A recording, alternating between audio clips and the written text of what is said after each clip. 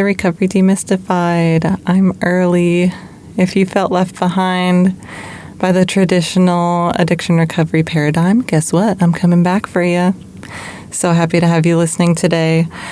Today I interview my friend Alison, and I love her so much, y'all. She brought up something really interesting that I want to tell you about, which is the medications that a doctor might prescribe in order to have varying potential effects on someone with alcohol use disorder. I have actually had personal experience with 2 of these, and then the third one I have not. What we talk about in the episode is Naltrexone, which also goes by the name Vivitrol, and it also goes by the name Revia. And it is supposed to reduce cravings and feelings of euphoria. This one they also use for opioid use disorder as well. You can get it as a pill. They can give you an injection. Basically, it is supposed to reduce your cravings. And if you do drink, you still get drunk, but it's supposed to make it less euphoric, I guess. My experience with it personally was that I did not have reduced cravings and that I no longer experienced euphoria at that point in my drinking anyway. So I was just taking a pill that did nothing and also getting drunk. But obviously it must work for some people because it exists. So if you are interested in pharmaceutical options, it is something that you can look into with your doctor. There's also this really interesting thing with naltrexone called the Sinclair method.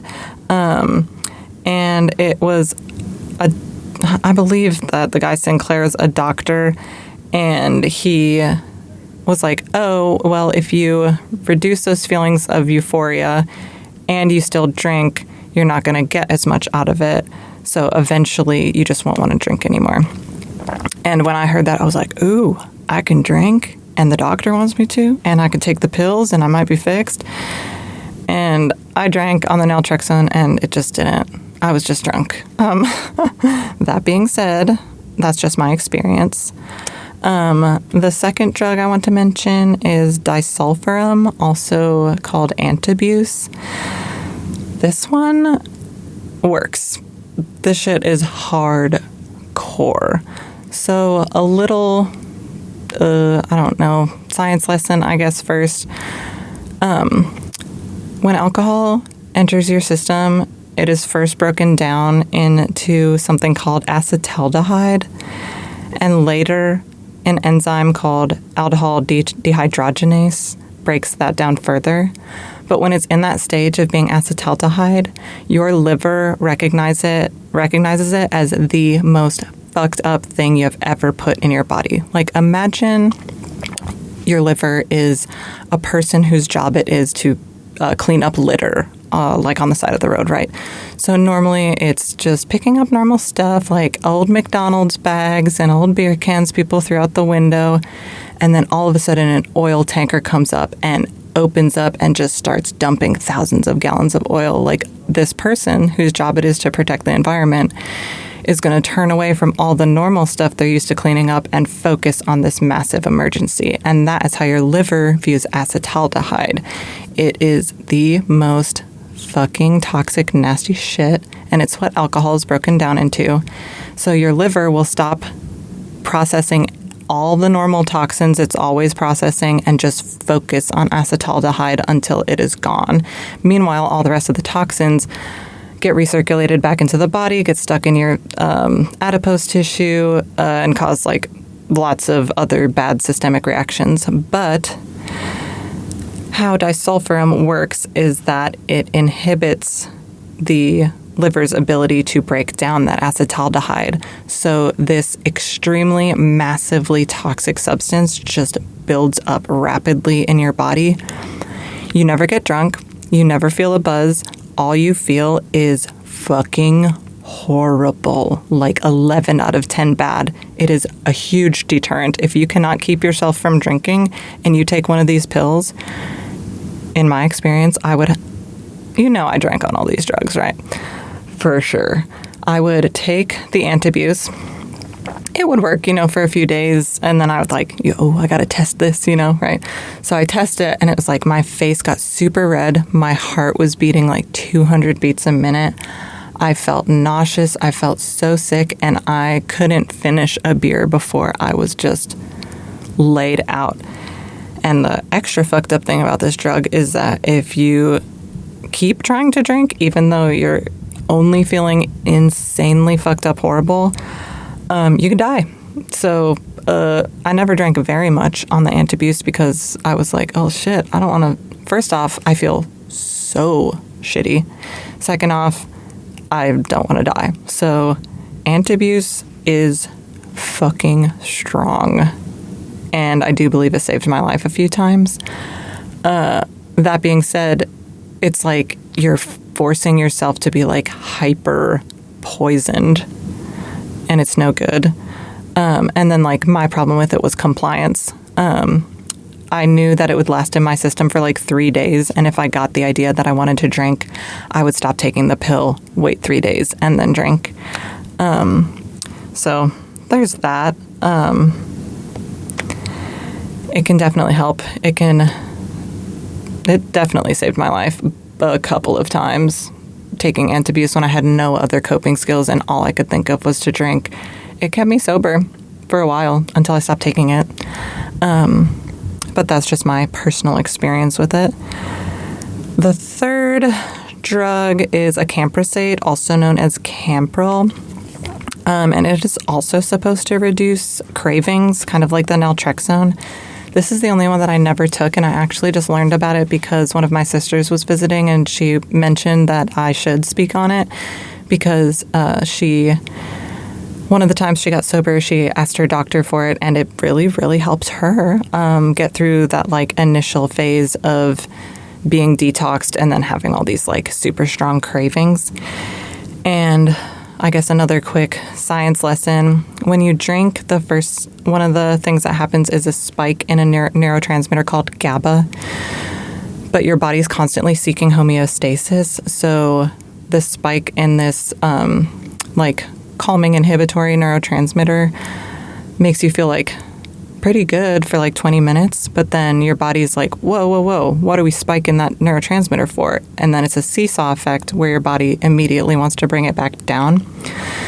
So it gives you this other neurotransmitter that's an excitatory neurotransmitter called glutamate, and that is going to reduce the effects of the GABA. It's going to give you like anxiety and kind of just make you feel terrible. But it's your body's like very intelligent desire to keep homeostasis. And if you drink with any regularity, like, even just a couple beers every week, if it's like regular, your body will learn to adapt to those extra dumps of GABA by just producing more glutamate at a baseline level. So, if you drink with any regularity, you're going to have this excitatory, anxiety-producing, stress-causing neurotransmitter at a higher level all of the time, even when you're not drinking. Your body is preparing for those dumps of GABA by just giving you extra of this stressful, anxiety-producing chemical all the time. And those two things just get out of whack if you're drinking with regularity. But a camprosate supposedly will reduce that glutamate and fill the neurotransmitters of the GABA to try to reduce the cravings by getting your like neurotransmitter system back to a more baseline level. And it also is supposed to not have those like same spikes in dopamine that you usually get from drinking as well. So it just kind of like, from my understanding, it just helps the brain chemicals kind of get back to a normal level, and that is what its effect is in reducing the cravings. Like I said, this is the one that I've never had any experience with, and my one colloquial story is that my sister said that it was great for her. And I'm not advocating for anyone to take any pills, but I'm just merely letting you know that they exist. You can try them if you would like, and maybe they'll help you, maybe they will not help you. And you are the scientist, you are the test subject, and you are in charge of your own life. And all of that is to say, I gave you the power, dear. If you didn't feel like you had the power before, you got the power now. You're already whole, okay? I love you. And without further ado, here is my interview with Alison. Hi, Alison. How are you doing today? Hello, Early. I am doing quite well. All right. Well, let's get right into it. Do you want to introduce yourself to the people, let them know your pronouns, and just a little bit about yourself? So I use she, her pronouns. I am 27. I have been in the service industry for probably the last decade, so that's what I do for work. For fun, been a bookworm recently, reading a lot of books, like to work out, go on walks in the great outdoors. And yeah, I'm just kind of exploring what else I like to do. Hell yeah. What's your favorite genre of books that you've been reading? Definitely thriller, horror. I should get into some more self-help, but... I met someone once that said their therapist told them, stop shooting all over yourself. That's a good one. I do like that. All right. Well, would you let us know a bit about your story with addiction? First, what was it like being a kid? Then when did you first get introduced to substances? How did it change from there? Sort of when did you realize it was a problem? And then what has it been like stepping away from it? Well, as a kid, it was just me and my dad. So, grew up as an only child. Sorry, I probably should have thought about this a little bit more. Just me and my dad. Had a lot of help from my grandmother, my aunt. We ended up moving closer to them whenever I was probably 7 or so. I would say moving to Little Rock is where we moved whenever I was 7. I know that for sure was a hard time for my dad, being a single parent. I know he was pretty lonely. Kind of had maybe some girlfriends here or there. Not really until I got older, though, did I start, meeting some of them. I always noticed that he never drank liquor. He always drank beer. So that's kind of, at an early age, I just noticed that my dad was kind of putting the beers down a little bit. I didn't really think anything of it. I mean, he didn't really act too crazy. Unless we were out in, social gatherings, then my dad was always, the life of the party. Very much the kind of person that stole the show a little bit and then always took it too far. So at an early age, you sort of saw that there was both fun and negative repercussions to drinking? I guess that's how I perceived it. So my grandfather, my earliest memories of him, I would spend my summers with my grandparents. My grandmother she was very hands-on. She always wanted to be around me, dress me up and stuff, take me to various photo shoots at Walmart. And my grandfather was just very quiet, kind of in the background. I didn't really talk to him a whole lot. I did notice in the fridge, though, at their house that there was always NA beer in the fridge, a lot of it. And I didn't really understand what that meant as a kid. But as I got older, just reflecting on that, I was just kind of thinking, I guess this alcohol thing goes kind of far back. Yeah, addiction can definitely run in the family for sure. And it felt like nobody was talking about it. And so I didn't really have anyone to guide me per se on some of my earlier experiences with drinking. The first time I had a drink, so this was a very brief period of time that I did live with my mother. So I guess I should do a little bit of background on her. So she was 20 years old when she had me. She grew up in the foster care system. She got put in the system at like 2 months old. So she had a rough upbringing for sure. And I was her firstborn at 20. Her and my dad got married. I don't think it was anything that, I think my grandmother might have forced my dad to marry her because that's just, what you do. When you have a kid, yeah. So my dad did not want to be a father. Had probably no intention on marrying my mother. I think they were just dating. It was like a fun thing. She gets pregnant with me. And then... So when did your mom leave your life when you were a kid? I would say she started becoming more and more absent, probably around the time I was 5 years old. She worked for, well, maybe I shouldn't say she worked for a corporate, and she unloaded trucks, and she dislocated some discs or broke her back. I'm not too sure if one is different from the other. And she got pretty addicted to painkillers, and that made her even more absent of a parent.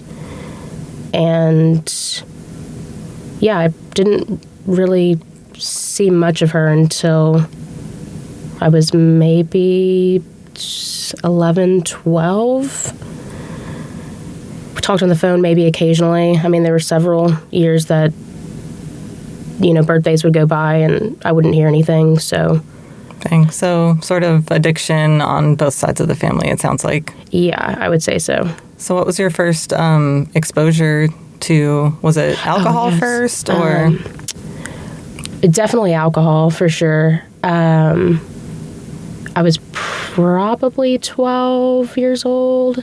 I think maybe, so this was the period of time that I lived with my mother, and it was probably like a wine cooler, maybe, or if not that, then it was for sure my mother. She wasn't a big drinker because she was, on painkillers, but she still would drink on the painkillers. And if she did, it would be Captain Morgan and Dr. Pepper. So I'd probably had a sip of that or two. And that was I don't remember having any kind of reaction to that. I don't think I particularly liked it, disliked it, didn't really think too much of it. I didn't really drink until maybe my junior year Of high school? Of high school, yeah. What was that like? I mean, it was pretty much just, on the weekends or, parties that kids would throw or stuff like that out in big open fields or at some kid's house that the adults didn't mind. They'd rather, kids drink under their roof than do something stupid somewhere else. But it was, I would say, pretty innocent. Normal high school experimentation kind of stuff? For me, at least, yeah, that's the way it felt. Yeah. But I will say, I always felt like, I don't know, I don't want to say had a knack for drinking, but it always felt like I could maybe handle a little bit more than everyone else, or I was willing to go there before anybody else would. And I mean, I've had my fair share of certainly very ugly nights, puking in the bathroom and having my head in the toilet. That was a MO of mine, I would say, towards the end of high school. If I was drinking, it was very much, the end of the night, I'm going to be in the bathroom. Yeah, like binge drinking, kind of like would you describe it as not being able to moderate, like, immediately, or were you not trying? I wasn't thinking of that. I just was, I don't know, I wasn't thinking about all those things then. I was just doing kind of what everybody else was doing, but I didn't feel like anybody was forcing me by any means. I think I had a lot of emotions that I didn't know how to deal with, and it did feel like alcohol did something to, I don't want to say alleviate, but... numb, maybe? Maybe, yeah. I don't know. Something about the camaraderie of it all. But definitely my earlier days, it felt like I didn't have much of a grip on it. Yeah. Then after high school, how did things go from there? So, a big turning point for me was my dad ended up getting married. Probably my junior year of high school, I would say. And right before this, my grandmother had passed away, and she really wanted my dad to get married and know that he was going to be in good hands. And he had reconnected with someone in his life that he had dated 20 years previously. They should have left it that way. Mm-hmm. Let's just say that. And I was... So this is the summer going into my freshman year of college. You know, I've already picked out my classes. This was when I was going to be coming up to Fayetteville to go to the University of Arkansas. Mm-hmm. I'd already picked out my classes. I'd already met my roommates. I'd already done all of the things. And I was so excited. You know, in high school, I was a good kid. I mean, I did sports. I didn't get into trouble. I worked really hard so that I could graduate with honors. Like, nobody in my immediate family, like mom, dad, had gone to college. So that's something I really wanted to do, mm-hmm. and get a degree and, you know, go out into the world. That did not happen. And now I'm, you know, glad my life went the way it did. But So I'm very upset that I get sat down one day and I'm told by my dad and my stepmom at the time that I am not going to the University of Arkansas. There's not the money. We can't do it. And I'm like, well, that's just really unfortunate because you let me pick out my classes, go meet my roommates, do all of the things. Like, I worked so hard to, you know, get scholarships. I had done quite a few things to make sure that this could happen for me. Like, it was a little bit expensive, and we had already kind of talked about that, but they were like, no, it's not happening. You can go to UCA. And for whatever reason, I was just like, that's absolutely not happening. I mean, you had your heart set on something. I had my heart set on it. Yeah. And also, my dad, his income alone I would have gotten quite a bit through FAFSA. Mm-hmm. And because he'd gotten married within the year, it shot the household income up quite a bit. So that was the whole thing that I was getting upset, essentially, that my dad had gotten married in the first place because he had rushed into the marriage because, you know, my grandmother was dying, and it just, the marriage ends up ending within a year of this happening. So I'm just upset, and I say so. I'm like, if you wouldn't have gotten married when you did, if you would have just waited until I got out of, you know, the house so that I could have made this happen, mm-hmm. and gone, like, I don't know why we're having this conversation now, and why you watched me go through all of these things to set this up, went up to Fayetteville with me, like, watched me do this, saw how excited I was, and then tell me literally 3 weeks before, oh my God, it's not happening. Oh my God. So this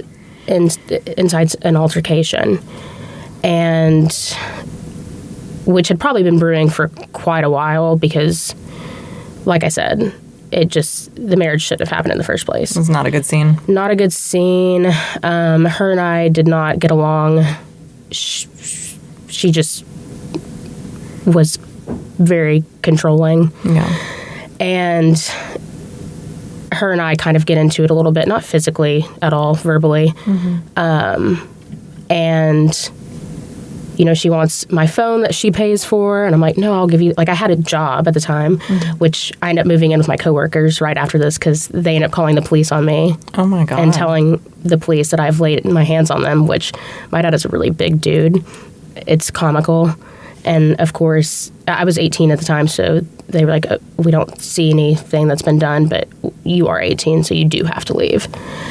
And so I stayed with, you know, some friends, maybe for a couple days, and then I moved in with my coworkers, who 3 of them, they were sisters. And so I stayed with them for the last 3-4 weeks of the summer before I decided I was going up to the University of Arkansas, and I was going to figure something out. I didn't know what, but I was going to figure something out. All right. So what was the process like for you leaving your hometown and then moving to Fayetteville for college? So in the weeks leading up to me moving to Fayetteville, I had gotten into an altercation with an ex-boyfriend of mine, and it resulted in me having a broken arm. Oh my God, I'm so sorry. It's okay now. Yeah. But I, had to go to the doctor for all that stuff. I ended up getting prescribed painkillers, which I already had, my thoughts about them. I was not a fan. However, broken arm, gonna take them. And I did not like them at all. They made me sick. They made me nauseous. I think I was originally prescribed hydros, and then they prescribed me oxys, which I could manage better. So I have the prescription for that. I move up to Fayetteville. I go through the sorority recruitment, as did my 3 roommates that I had. And the night before classes started, we went to an off-campus house party. And I don't really know if... I mean, I had been drinking that night, but I know I didn't have enough to drink to be feeling the way that I felt. And inevitably, I was found face down in a doorway. And there were 3 other girls from a different sorority than mine that picked me up and got me back to my dorm on campus. And somehow, also I had not taken any of my oxys that I had been prescribed because I did not mix them with the drinking at all whatsoever. Mm-hmm. That was not something I was ever going to do. And somehow a rumor had gotten started that I had taken these oxys before I had gone out to this off-campus house party, which was not true. So I ended up getting called into the Dean of Discipline's office, I believe my very first week of college. Oh, my goodness. So I'm wondering, what has my life turned into? This is just not a good start. So I get called into the Dean of Discipline's office, and I kind of freak out a little bit. I'm just emotional. Like, it's been a rough few weeks. I kind of don't know what the future looks like for me. And, of course, I let them know that I did not take these pills and then go out and drink on them. And I actually I don't think I threw the pill bottle at this woman. I don't think I did that. I very aggressively pulled them out of my pocket and shoved them on the desk and said, you can take these right now. I don't need them. I will not use them, as a testament to how much I did not take these pills. And that landed me they told me I had to go to therapy. Because of how you acted with the pill bottle and that woman, or because of being found face down? I think more so I think they could tell just that I was not in a good place. I don't know if that woman or Dean of Discipline, if she knew one way or the other, if she believed what I was saying. I don't know if she believed what I was saying, but she basically said, in order for you to attend this university, you're going to need to do a mandatory amount of sessions with a therapist on campus, which is how I started getting into therapy, which is a blessing. Mm-hmm. How did you feel about it at the time? Well, I guess I was okay with that. You weren't like, this is all bullshit, I don't have a problem? No, yeah. I was just very much like, all right, let's go to therapy. And yeah, I do need somebody to talk to. Like, I'd never been to therapy before. I was okay with that outcome. That was something I could digest. They weren't telling me, you can't come here. You can't go to this university. So therapy sounded like a totally fine option to me. That was, I think she kind of understood maybe a little bit more where I was coming from as we kept talking. But at the beginning, it seemed like, I don't know, she didn't really believe much of what I was saying. Yeah. So what happened next? How did college go after that? So it was kind of an uphill battle of trying to figure out how I'm going to... I didn't have a cosigner for my loans, so I was trying to figure out how am I going to get the money to do the schooling. And so, I mean, obviously I had to get a job. That was a no-brainer. I'd had a job in high school. I was obviously going to have a job. So I got a job at a restaurant that was within walking distance because I did not have a car. And that is where really my drinking career takes off. But I was only in school for that one semester. I mean, after the first semester ended, they told me, well, you don't actually have the money to come here. And I was like, you're right, I don't. Dang. So just working in the service industry after that, was it like a restaurant and bar? What kind of establishment was it? The restaurant isn't open anymore. It was Powerhouse Seafood and Grill. It was, restaurant bar, very popular back in the day. And I basically just worked my way up there. Started with the hosting and then the serving and then the bartending and the managing. I mean, I went through all the ranks there. What was the drinking culture like? I mean, everybody was so young and in college, and everybody was drinking. I mean, even underage, I was drinking there. I mean, the managers would get me drinks. I would, drink said drinks. I had no problems, no qualms with that at all. Mm-hmm. And then, afterwards, people would just go out to Dixon.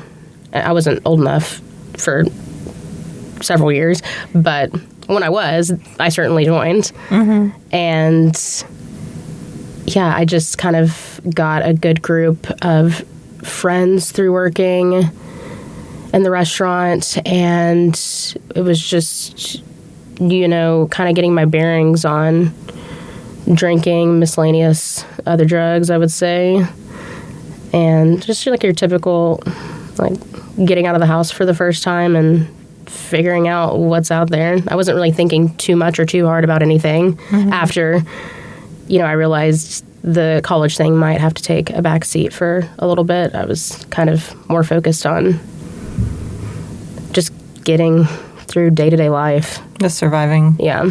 Yeah, so was it mostly fun at that time, or was there like a lot of heartbreak with leaving college? Were you starting to have any like negative repercussions?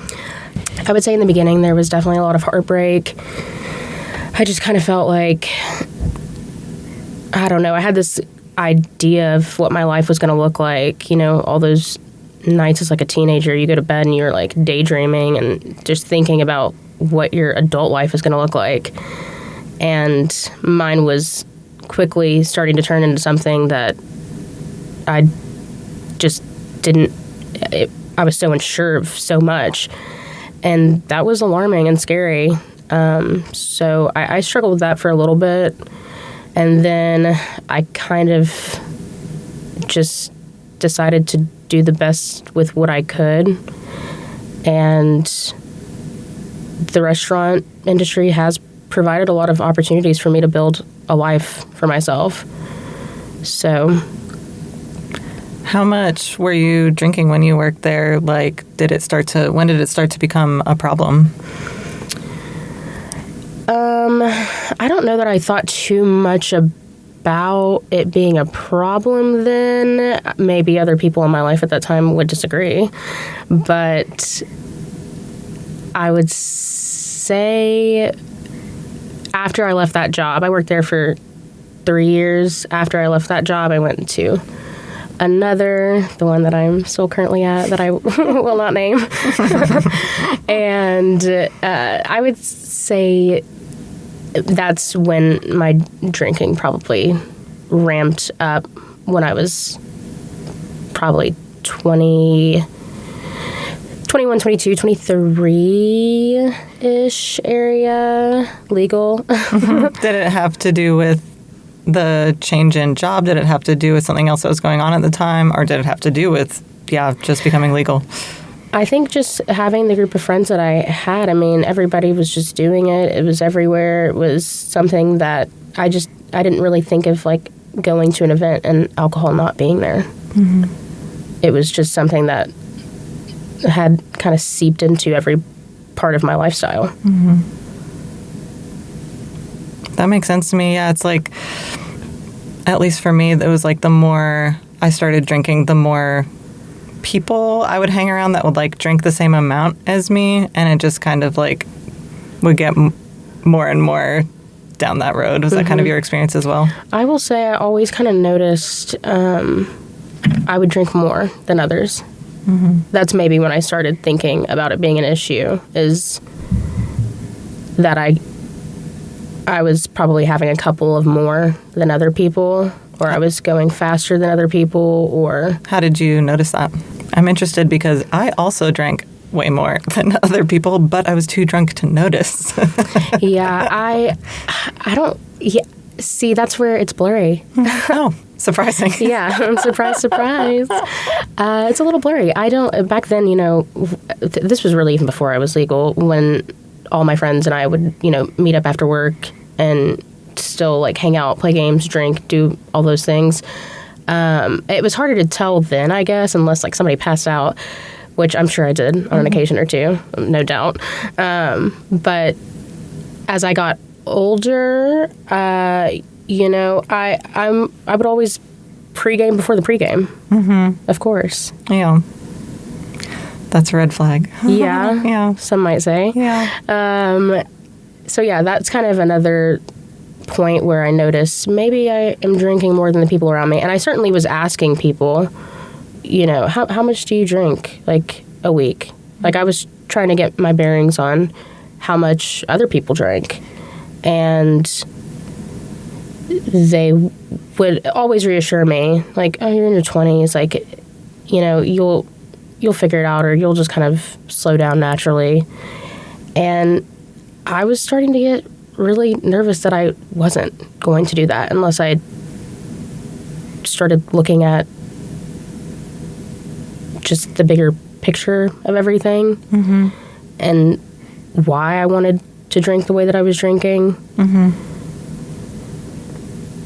And just noticing how much of a coping mechanism, how much of a crutch it was becoming for me. I don't think I would have naturally slowed down had I not taken it seriously. Yeah. And I wouldn't even say I don't know. My relationship with alcohol has evolved over the last, well, really, I guess since I started. It's evolved a lot since I started. Has it just always increased over time? I mean, tolerance is a thing. But at the same time, right now, I haven't had a drink in 23 days. It's dry January. It's my third time around doing it. Certainly the easiest time I've had with it. And I never would have even tried to do something like that 5-6 years ago. That wouldn't have crossed my mind. What was the change in between having it not cross your mind, then talking to other people about how much they drink, thinking about pre-gaming before the pre-game, and then what spurred you to do your first dry January? Did you have any other attempts at quitting drinking before that, or was it three dry Januaries ago was the first time? 3 dry Januaries ago was the first time I took any, I would say, extensive break or attempted. I don't know. I just felt like there's gotta be more to life than this. I know what my life looks like with drinking. It's pretty predictable. I don't know what my life looks like without drinking. Yeah. And I think I owe myself that, to explore what that looks like. What was the experience of your first dry January? It was the first month you'd been sober since high school, or? Yeah. Yeah.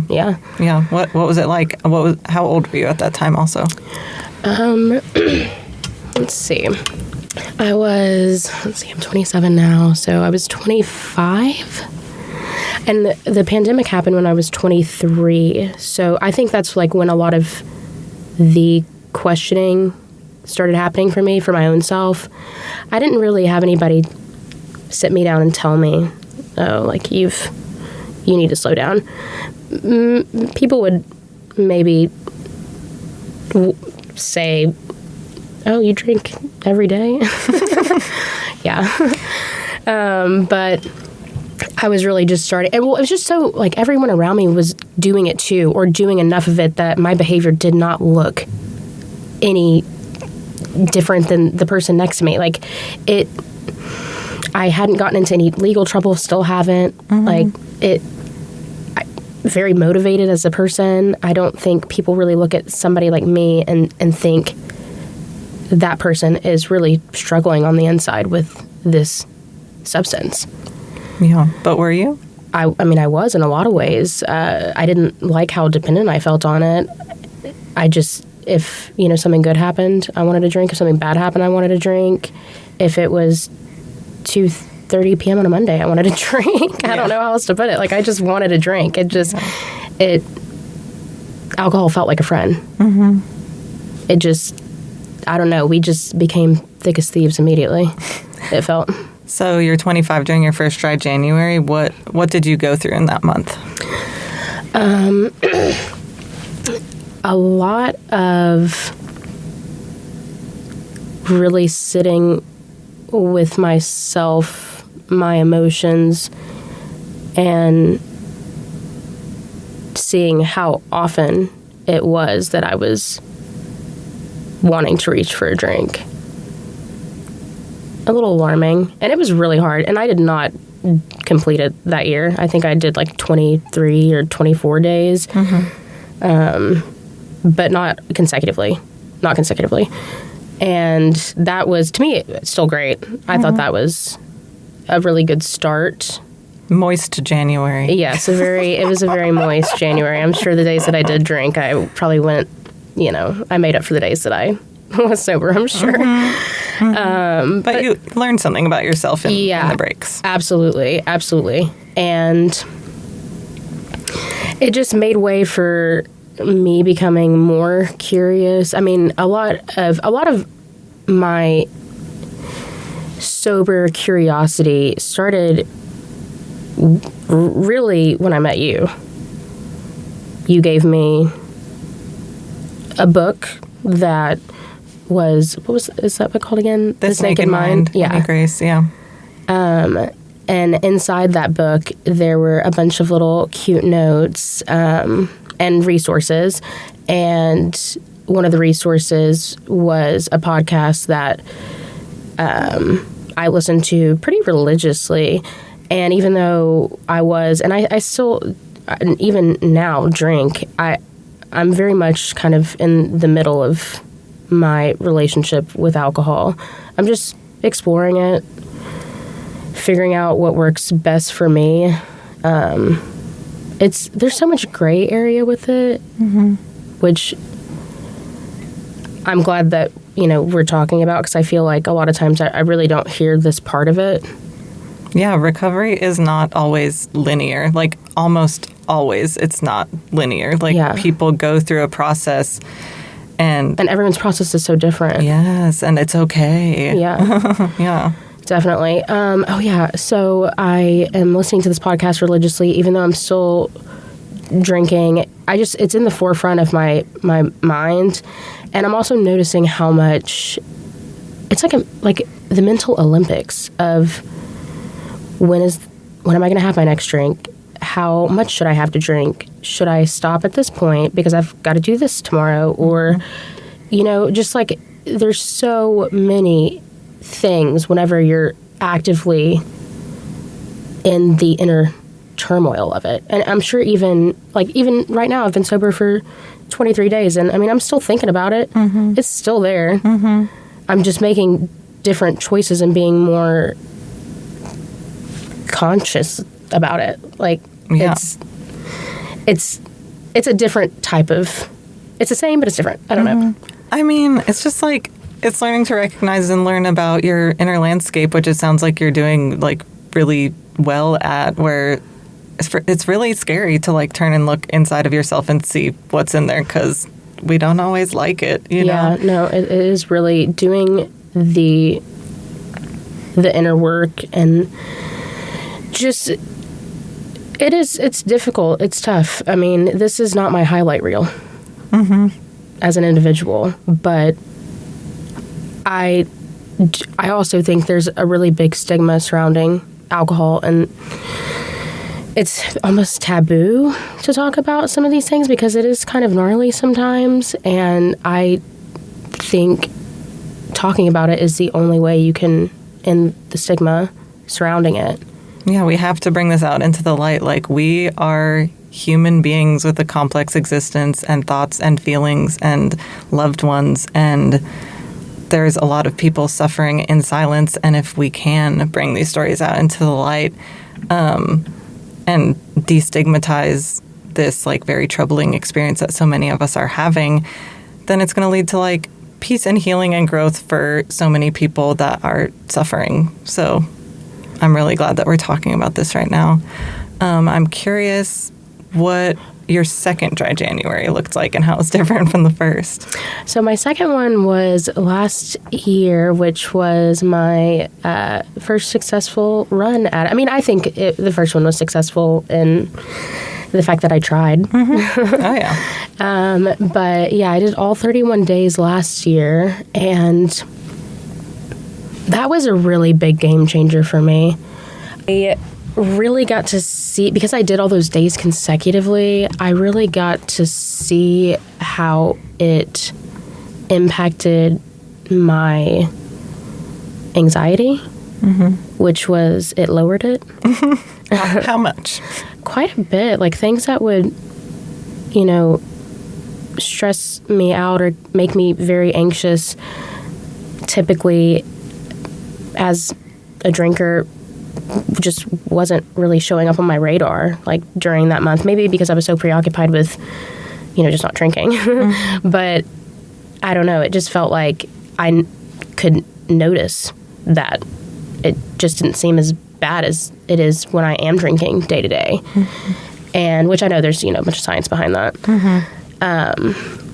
But I noticed that. I noticed my sleep. I'm going to talk about it. Bowel movements. Much better. Yes. Enjoyable. Yes. And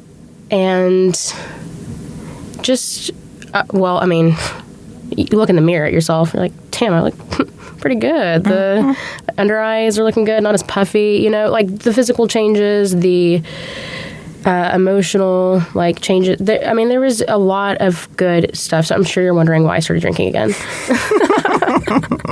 I'm not wondering, because I completely understand. I literally was quitting drinking for 13 years. So I totally understand the inner turmoil and the falling prey to that. Yeah. The voice in your head that's like, February 1st is coming, Alison. Oh, yes. It is screaming my name. Yeah. So you had a bunch of really good things that you noticed and experienced during your second dry January. And then, February 1st comes around and you're like, I don't have a problem, I guess. Actually, February 1st, I did not drink last year. So I went 32 days. Heck yeah. And then I went to a beer festival the next day. Typical. Yes. Which was, I was a little nervous about, getting back into drinking. Obviously, that's a very big first day of drinking after, taking the first 32 days since I started drinking years and years and years and years ago. That's a big first step back in. Yeah, how'd it go? It was a perfectly fine time. I mean, really, there was, I know it was not there was nothing there that I was maybe psyching myself out about. So then, as with drinking, it just kind of ramps right back up. Just back to exactly where you were before? Pretty much. I mean, but the way I look at it is a lot different, and the way that I feel about it, and, it's something that's always on my mind, which is exhausting. It's very exhausting, which is why I've kind of had a hunch for, the past few years that one day I'll just stop altogether. Yeah. I mean, I don't really know where I'm going to land because it's, like you said, it took you 13 years. I have no clue. I hope it doesn't take you. I don't. We'll have to meet back up in 13 years and see where I'm at then. But I don't think, what I will say? I do think with my grandfather, he got sober in his 40s. And I don't want to get sober in my 40s. I'd rather get sober now. Seems like a lot of wasted time. Yeah. Free up all that mental space that's obsessing over your next drink and get to sleeping good. Right. But I also, I mean, I hate to say it, but alcohol, it's still doing something for me somewhere. You know, I've listened to different podcasts where they say, you know, alcohol saved my life. Like, it works until it doesn't. Yes, 100%. I don't really want to have to get to rock bottom, and I don't think that I will. I think, you know, I'm doing the necessary introspective work now, but, you know, some people can drink, and it's okay. For me, it's kind of more like one is too many, 1,000 is never enough. Yep. Alison, I'm curious. We had talked a little bit before about you tried the drug Naltrexone, and I'm just curious about when in your process you did that and what your experience with it was like. So I think I got prescribed that. So that was after my successful dry January last year. Oh, wait, hold up. What year is it? Now it's 2025. Oh, my. So 2023. Wait, hold up.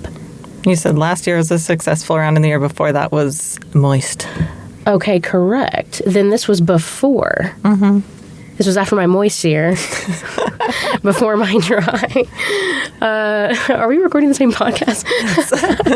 So you told your physician that you had a problem with drinking and they prescribed it to you? Or? Yeah, my family doctor, which had changed like 3 times in that year. So, you know, I think it was actually maybe the first time I saw this one.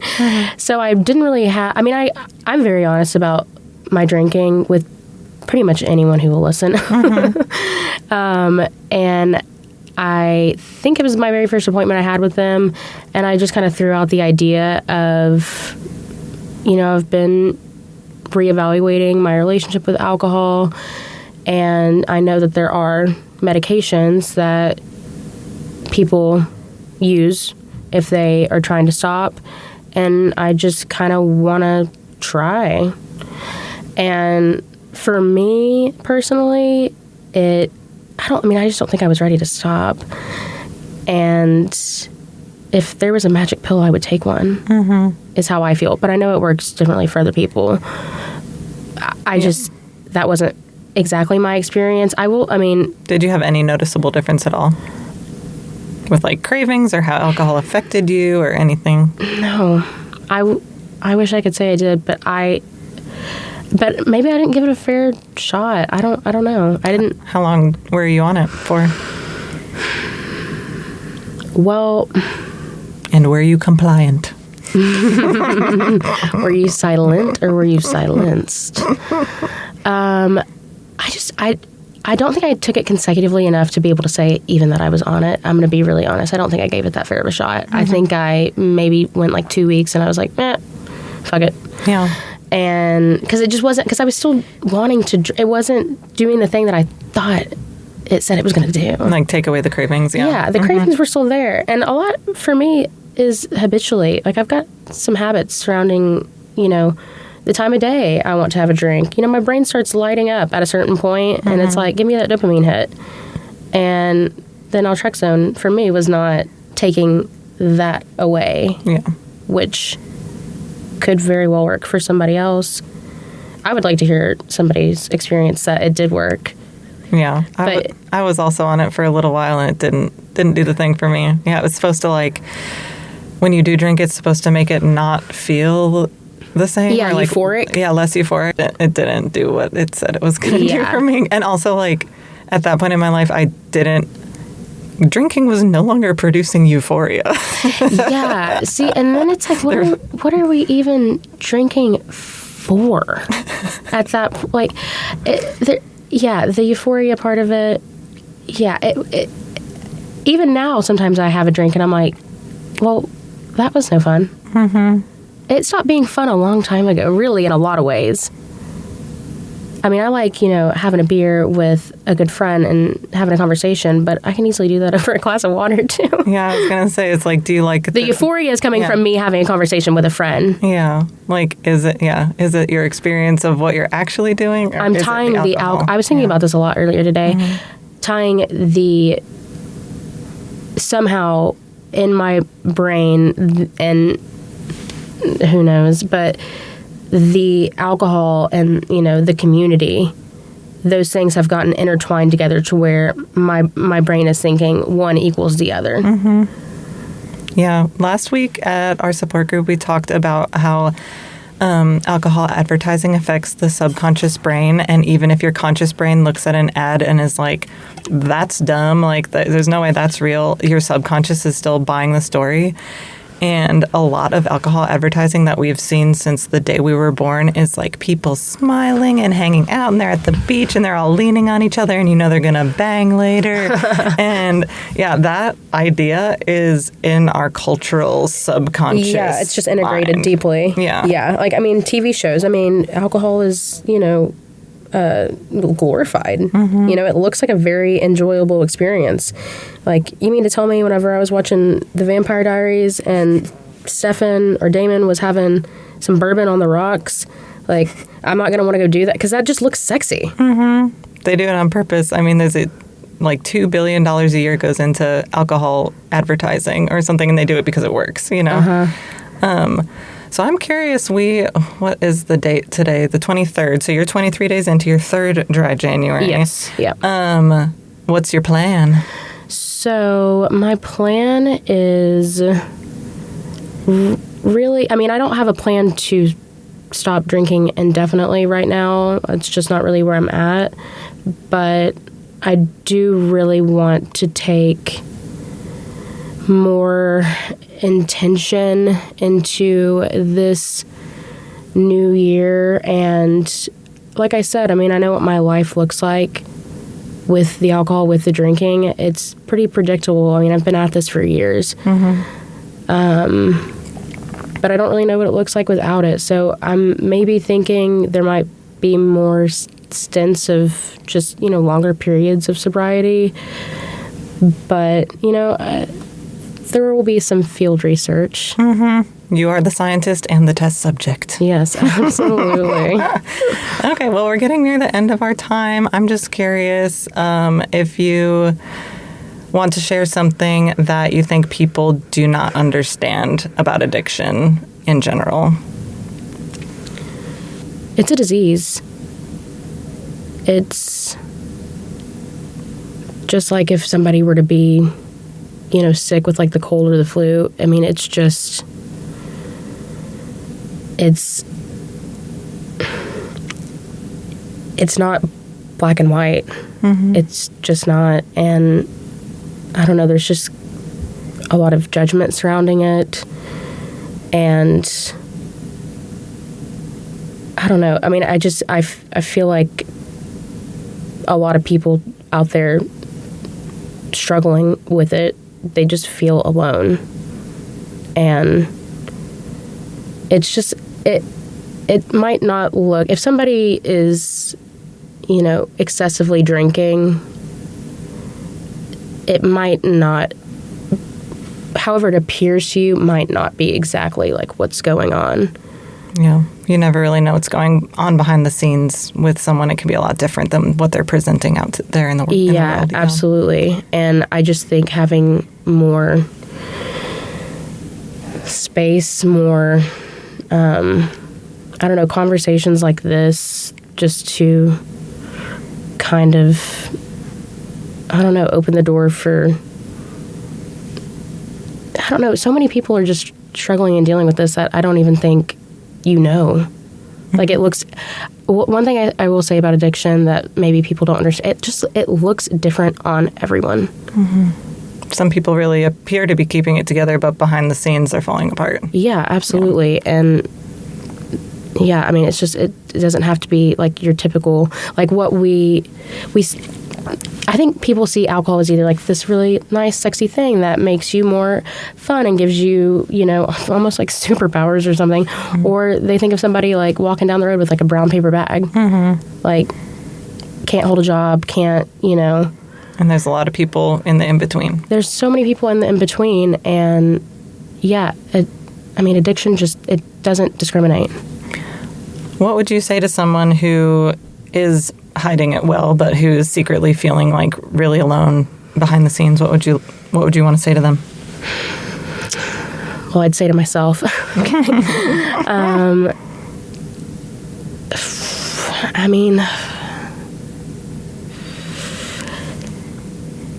just that you're not alone, that there's, luckily in this day, there is so many resources.